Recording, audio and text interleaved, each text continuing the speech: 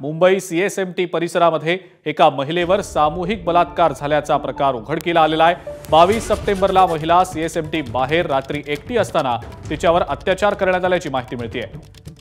2 जणांनी taxi stand मागे आळीपाळीनं हा बलात्कार केल्याची माहिती मिळते। महिलेच्या तक्रारीनुसार सीएसएमटी लोहमार्ग पोलिसात गुन्हा दाखल करण्यात आलेला आहे। हाच गुन्हा आता माता रमाबाई मार्ग पोलीस ठाण्यामध्ये वर्ग करण्यात आल्याची माहिती मिळते। सूरज सावंत आपले प्रतिनिधी या संदर्भातली अधिक माहिती आपल्याला देत आहेत। सूरज, आणखी एक महिला अत्याचाराची घटना, धक्कादायक प्रकार, काय नेमकी माहिती? अजिंक्य, मुंबईच्या छत्रपती शिवाजी महाराज टर्मिनलच्या बाहेर हा संपूर्ण घटना घडलेली आहे। 22 सप्टेंबर रोजी ही महिला एकटी असताना त्या ठिकाणी 2 व्यक्ती, अज्ञात व्यक्ती आले होते आणि तिच्यावरती अचानक त्यांनी झडप टाकली, झटापट केली।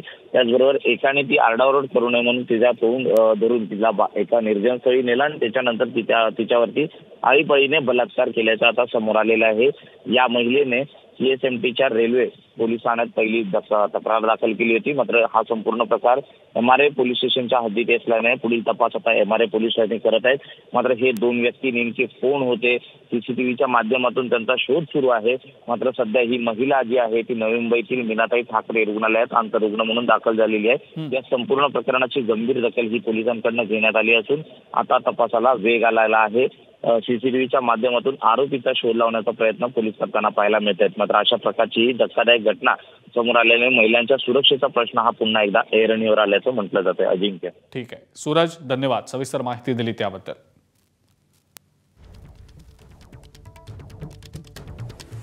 मुंबई सीएसएमटी परिसरामध्ये एका महिलेवर सामूहिक बलात्कार करण्यात आल्याचा धक्कादायक प्रकार घडलेला आहे। 22 सप्टेंबरला ही महिला सीएसएमटी बाहेर एकटी असताना दोघांनी तिच्यावर आळीपाळीनं अत्याचार केलेत। महिलेच्या तक्रारीनुसार सीएसएमटी लोहमार्ग पोलिसात गुन्हा दाखल करण्यात आल्याची माहिती मिळते।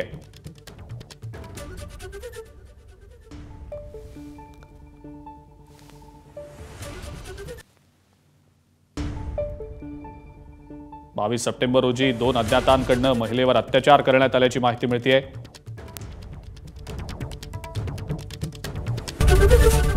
एबीपी माझा, उघडा डोळे बघा नीट।